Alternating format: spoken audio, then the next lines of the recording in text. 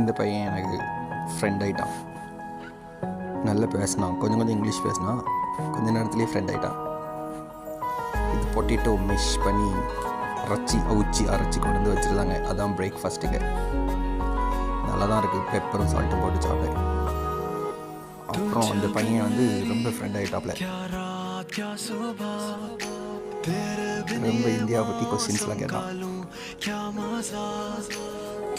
அப்புறம் அவங்க ஃபுட்டை பற்றி எக்ஸ்ப்ளனேஷன் தந்தான். அப்புறம் எங்கே போனாலும் இந்த ஃப்ரெஞ்ச் ஃப்ரைஸ்க்கும் நமக்கும் ஒரு ஒத்துமை ஆயிடுது. ஃப்ரெஞ்ச் ஃப்ரைஸ் எங்கே போனாலும் எனக்கு கிடச்சிருது.